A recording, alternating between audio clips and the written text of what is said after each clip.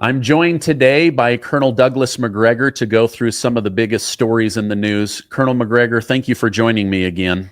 In your estimation, where are we at with this ceasefire between Ukraine and Russia? Because it seemed like for a while the United States felt like this was heading towards a ceasefire. Then Ukraine launches missiles deep into Russia. Then, oh, we apologize. It looks like the ceasefire's back on. Then Russia attacks a Ukraine city on Palm Sunday. Where do you think we're at? Well, first of all, everyone needs to go back and look at the preconditions for any sort of peace agreement that the Russians have stipulated for months and months and months.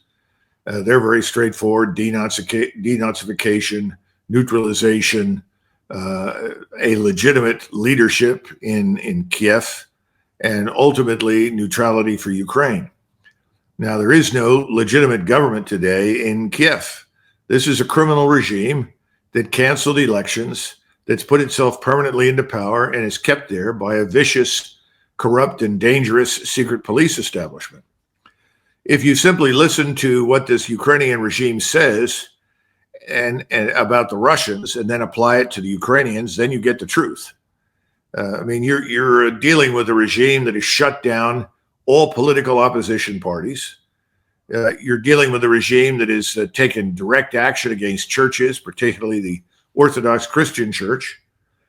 They've set up an attempt to build a phony church that is obedient to them and is divorced from Russia, when in reality that's never been fully sanctioned or recognized anywhere.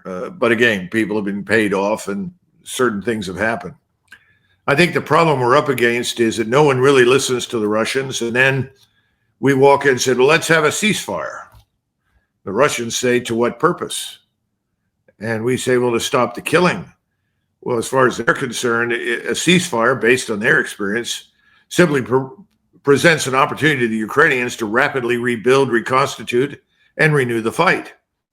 In the meantime, we continue to supply hundreds of millions, billions of dollars worth of equipment and ammunition and cash to the Ukrainians, even though it's widely admitted that everything we give them, about 50% of it is either resold on the black market or disappears into the hole of corruption. But we continue to send money there, which really raises some tough questions about who the hell is sitting in Congress and insisting on this. I don't think there's any chance for us to have much impact anymore. And the reason I say that is very simply because President Trump walked in, thought he was going to wave his hand, peace would break out, and he would be viewed widely as this great purveyor of goodness and stability. Well, that's not the way it works. You have to sit down and you have to listen to what both sides are saying, but most important to the Russians. Now, has President Trump achieved anything that's good with the Russians thus far? I would say yes. I think that we've made a lot of progress towards normalization of our relations with the Russians, particularly in business and commerce. And I think that's a very good thing. It could still be destroyed by people in Washington who have a permanent interest in hostility to Russia. But as far as the Ukraine business is concerned, no. I think the Russians have discovered that we're not going to listen to them. We're not going to take their legitimate security interests seriously. So they're going to press ahead until this beast is dead that lives in Kiev. And it's getting closer every day. I think by the time they're through, you'll have the Dnieper River as a border between eastern Ukraine under Russia and western Ukraine that will be neutral. And all the talk about the British or the French or someone else going into western Ukraine with troops is sheer unadulterated nonsense, because none of the Europeans can do anything without us. They have essentially neutered themselves militarily over the years by not just by spending too little money, but creating the wrong force for national defense. They've been focused on little interventions in Africa and the Middle East, places like this where they can play colonial master again, the British, the French, to a lesser extent, the Dutch, the Belgians. So they have no real forces to send in. They don't have access to our command control, communications, computers, intelligence, surveillance, and reconnaissance that's space-based or even terrestrially based. In other words, they can't fight a real war against anybody right now. A friend of mine in the French army said, Doug, the only thing the French army is organized to do right now is go on safari in Africa. So I think the Russians will fight this to the bitter end. They're not in any great hurry. They moved very slowly because they don't want to take casualties unnecessarily. So if they run into a hard point of resistance, they'll back up. They'll carefully isolate it, establish who's in it, give these people a chance to surrender. And if they don't, they'll annihilate them with overwhelming, accurate, devastating firepower. Then they'll move through and go on to the next objective. That's where they're doing business, and the Ukrainians have no chance whatsoever against them because they are unable to do the things tactically or operationally that the Russians are doing. Yeah, I'm not going to take time to look it up, but remember in Congress when all the Democrats were waving the Ukraine flag, they had just voted against something that would help the American people, but then they were waving their Ukraine flags. Do you think Trump is afraid to cut off money and weapons to Ukraine because it might trigger an impeachment? Or I don't know. I feel like Zelensky is kind of leading him around by the nose. Men, have you noticed you don't feel the same as you did 10 or 20 years ago? Feeling sluggish, brain fog slowing you down? Ignite Ultra from Redline Remedies has been a game changer. Imagine crushing your to-do list at home and at work, powering through workouts and still having juice for what matters most.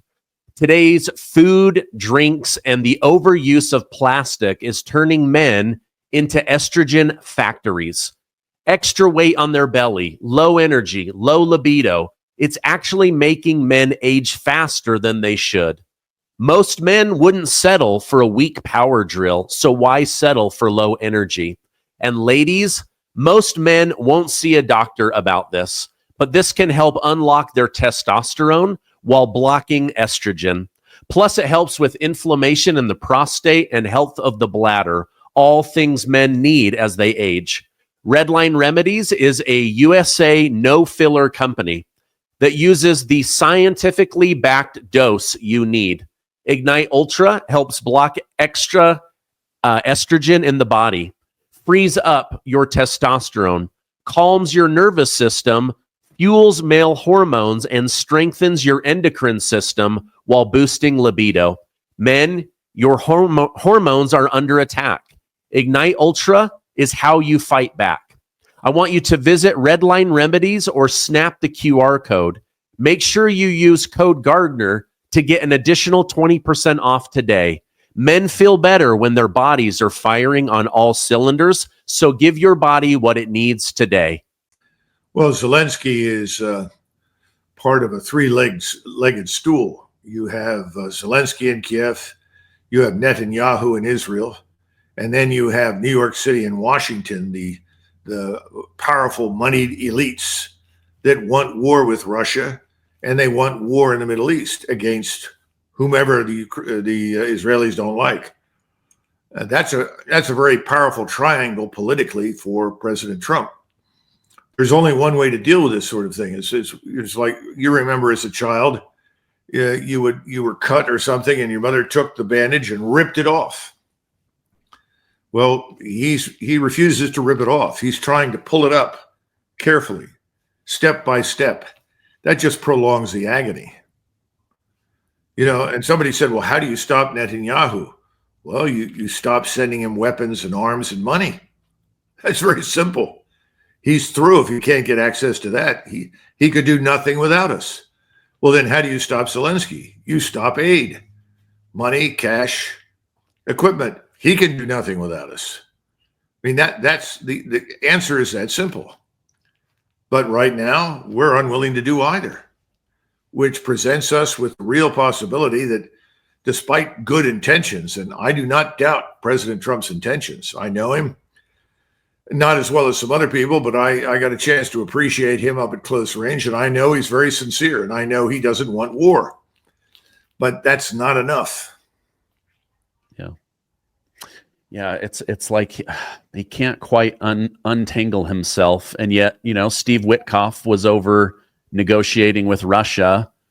Tends to say Russia wants to end this, but they want certain parameters met, and but again, I see Zelensky as the one that wants to keep this thing going. You had once said something to the effect on my show that Russia has been made into this evil boogeyman in order for the military-industrial complex to justify this large military spending in America. Is that also true of Europe? Did they make Russia this big, bad, evil boogeyman in order to justify their spending on military stuff?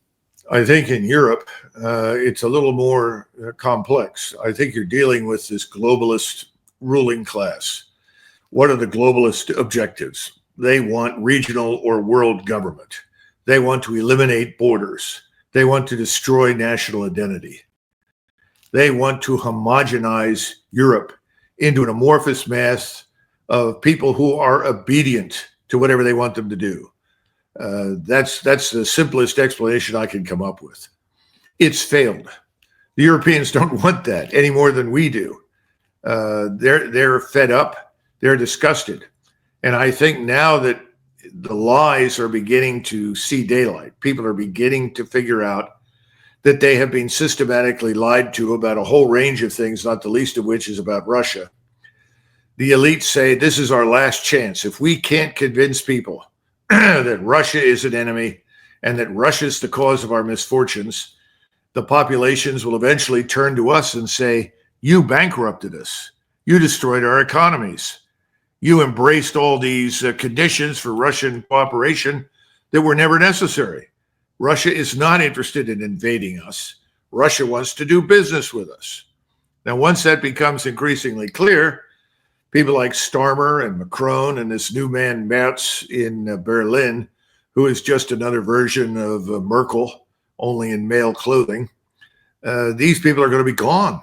They'll be gone quickly. And that's what they're afraid of. You're going to see nationalist revolutions break out simultaneously or near simultaneously all over Europe as people finally figure out these people don't care about us. They're about themselves. And usually this comes about as a result of financial collapse, economic difficulty. Everybody forgets that the French Revolution really gets off the ground when the population of Paris can no longer afford to buy bread. The prices were so inflated, nobody had the money. And that was the beginning of the revolution. Now, the ideas behind the revolution had been there for decades. People saw all the evidence for decay, criminality, corruption, and so forth. And we don't need to go through the whole historical example, but their economy and their financial system was destroyed. Everybody saw that, but it really hit home when people couldn't afford to buy bread. Well, you're nearing something similar to that in Great Britain, especially in England. I think you're going to see it in many countries. You're not going to see it in Hungary, obviously, where the Hungarian president says this is all nonsense. It's never going to happen. In Slovakia, I think the Slovaks have joined with the Hungarians and says this is crazy. We don't want anything to do with this. Eventually, it'll happen in more countries in Central East Europe, I think. I think eventually in Austria, the Austrians will say this is nuts and move away from it. But then again, remember that the globalists, as soon as you say I'm a nationalist and I care about my country and my concern for my country means that you should be removed because you bankrupted us and destroyed our society, oh, well, then you're a Nazi. It's all this crap that, you're something evil because you're opposed to me. Well, come on over to the United States and what do you face? Somebody stands up and says, you have no right to crush my freedom of speech. Oh, but you're a Nazi. That's why you can't speak. Well, what makes me a Nazi? Well, you made the following comments that we don't like. This is nonsense. This is not going to work here either. Eventually, given the economic conditions, the whole thing is going to explode. And I think we're getting closer and closer to it each day. I think I may have mentioned this on previous shows. An easy indicator of just how dangerous and fragile our financial situation is to go and look at the treasury market. See, the way we have done business for many, many years is, first of all, you got to keep the dollar weak, but consumption in the United States strong. When the dollar is weak and consumption is strong, all the cheap goods pour into the United States. People buy them. The money goes to China or Japan or Korea or somewhere else. That money then flows into the treasury market. In other words, they invest their hard-earned income in the United States, and the cycle begins again. You understand? That cycle's dying. The external capital inflows aren't happening. So when the Chinese and the Japanese, by the way, the Japanese are the largest holders of our debt, external to the country, when they are dumping treasuries and they are not sending their money to the markets here, what does that mean for us? That means that we have to print more money as a stopgap. Well, we've reached a point now where we can't do that much longer without crashing the whole system. And I think that's where we're headed. The system is going to crash. You don't need to be a PhD in economics to see that. I'm simply saying, yeah, Ray Dalio has a point. You can look at, Ricards is another one, Jim Ricards. There are all sorts of people out there all saying more or less the same thing. And Alistair McLeod in the gold markets. Everybody is more or less saying the same thing. This can't go on much longer. But there's no easy solution. And the right solution is to stand up as president of the United States and say, first, we've got to cut military spending by 50%. We're talking about $1 trillion budget. And we already have, a $37 trillion national sovereign debt. And we're borrowing how many trillions every year just to cover our existing expenses? I mean, we've got to cut spending. It's not going to be the sole answer. But if we're going to get anywhere, we have to demonstrate our ability to cut spending. And the military expenditures need to be cut by 50%. Well, if you cut it by 50%, you're going to have a tough time waging war all over the world against everybody. And of course, the argument will be, well, if we leave, the world will collapse. No, it won't. It's been there for thousands of years. It'll be there when we're gone. What counts is what happens here. And that should have been the focus from day one. If you're going to be an American firster, be an American firster. The second thing is you've got to admit that for people under 50, they're never going to see Social Security, Medicare and Medicaid. They all have to be revised, revamped, reorganized. We need to go to new systems of doing things. And if we're going to do these things, 50 million illegals need to leave. That's the whole point. What are we spending money on them for? We ought to be spending money on Americans. And we haven't even talked about the educational system. Yeah, get rid of the Department of Education. It's been a catastrophe. I don't dispute that. But education itself in the United States has to change. If you spend time in a place like Japan or Korea or somewhere else, you will see the educational systems are very different from ours. We need to look at what works because what we have doesn't. When you're graduating, 20%, 30% of a high school graduating class is functionally illiterate, not in every city, but in major cities and so forth. Who are we kidding? So all of these things have to be addressed head on. We need to deal with them in a very straightforward manner. But that takes a lot of guts, and it takes a lot of organization. It takes strategy and planning. We have no strategy. We have no plan. Everything is impulsive. Yeah.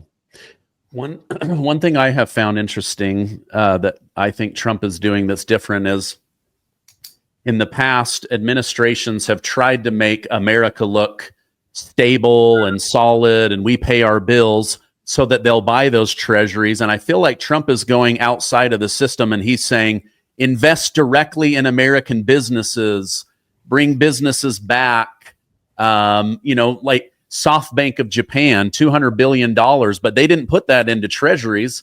They're putting that into AI chips and supercomputers and different things like that. So it's been interesting to see his focus more on investing in things that will create jobs versus investing in a government that may or may not be able to pay its bills. Well, you have to be able to squeeze out investment inside the United States. How do you squeeze out investment if the economy is shrinking? You already have a very small manufacturing sector. In fact, someone was pointing out to me there are three things that we export. We export agricultural products. For the sake of simplicity, we'll call those bushels. We export energy, natural gas, oil, and so forth. Let's call that barrels. And then we execute military, or we develop and we export military equipment and ammunition. So let's call that bombs. So bushels, barrels, and bombs. That's it. That's what we export. Now, if you say, China, I'm angry with you because you're doing so well, we're doing so poorly, and it's got to be your fault. And the Chinese will laugh and say, yeah, we came to the United States. We forced you to sell your manufacturing base and bring it to China. Of course they didn't. Greedy members of your so-called ruling class, the billionaires that currently govern us in Washington and own the Hill, those are the people that sold us out. They didn't care. So the Chinese, yes, they have a brilliant manufacturing sector. They have a manufacturing sector that may be the largest in history. They are where we were in 1945, 46, 47, 48. They are enormous. We can't compete. We can't compete because, first of all, the human capital that we have needs to be improved. We need to reduce spending. We need to invest wisely. You can't simply say, well, come to Nevada and build microcircuitry there. The first question is, who's going to work there? How well educated they are? Can you provide us with the right kind of labor? Secondly, who's going to build the factory? How do we do that? You want us to spend all this money to build a factory in your country. Where's the payoff for us? In other words, it's fine to say those things, but as you point out, the Japanese have no incentive to come here and build anything. They can do it cheaper, faster, better with better labor elsewhere. So we've got serious problems of our own. These things are not going to be turned around quickly. And then when you add to it this enormous national sovereign debt that we've just piled up year after year after year because no one wants to admit that our high standard of living is artificially financed. It's not based on productivity. You know, what do we build that other people want and need? And I told you, energy, agriculture, that's it. The bad news for us is if you tell China, we're not going to sell you any more agriculture or agricultural products or energy, Chinese will shrug their shoulders and say, well, that's fine. They'll go elsewhere. I mean, Russia sitting next door has huge quantities. Everyone is willing to do business with China. China is making it easy for the world to do business with them. Everyone wants access to their markets. And President Trump says, we're the greatest market in the world. Everybody needs us. Not anymore, Mr. President. That may have been true 30 years ago, maybe 20 years ago. But over the last 10 years, things have changed dramatically. And now that you've embraced this tariff war on everyone, trying to punish everyone who doesn't do as we tell them, things are much worse. And remember, starting back in 2017, 2018, the Chinese began looking at the landscape, as many others have, and said, it's time for us to build new supply chains. This Belt and Road Initiative is designed to build alternatives to reliance on seaport. In other words, we can't transport by sea as we once did because there's this thing called the U.S. Navy that could interfere with us, disrupt us, or stop us. Well, that's fine. We'll build all the way across Central Asia and all the way into Africa this vast new network. And this network with high-speed rail is going to be able to deliver everything that people want that we make. I mean, the world has really changed, but we don't seem to understand just how much it has changed. Yeah. And we're going to eat a lot of humble pie, I suspect, in the near future. Whew. Colonel Macgregor, thank you for coming on. I always sure about that. Well, hey, I like to get perspective from everybody. I'm young enough to know I don't know very much, so it's good to hear from all different walks of life. If people want to continue to hear from you, where can I point them to follow you online? Well, I think first of all, you Google my name, all sorts of things will come up, most of which are pretty valid. I'm the co-chairman now of Our Country, Our Choice. I am connected loosely to Republic, the New Republic platform, which I encourage everybody to look for, see what it does. And also, we have a new program that's going to be starting in May. We tried to do it in April, but it was just too soon. And it's going to be, I think, a program of great interest. Our first episode is about the border and immigration. The episode after that is on this business of war. When do you go to war? When do you not go to war? And then the one after that will be about, I think, religion in America. Do we have a moral compass at all anymore? What guides us in our thinking and behavior at home as well as abroad? And the one after that's going to deal with making America healthy again. We're going to look very carefully at all the alternatives to the bad food and bad water we've been drinking and the efforts of many people like RFK Jr. and others to address these things. So that gives you a sort of a taste of where we're headed. And we're going to bring on some interesting guests, some of whom will be very well known. Others will be new, people you haven't heard from before. And I think it's probably a mix somewheres between Tucker Carlson Tonight and 60 Minutes. In other words, we wanted to have some depth and foundation, but we also want to keep it moving and interesting. So we'll see how it goes. It's just called at the moment Macgregor. I'll probably have a co-host, although we're still, trying several, potential co-hostesses out. And somebody said, well, why don't you call it Macgregor Unhinged? And everybody in the office said, why bother? He's already unhinged. So we'll see. I think it'll be fun for people, but we want to get to the truth, whatever that is, however ugly it may be. It doesn't make any difference. Yeah, we'll take no prisoners in the fight for the truth.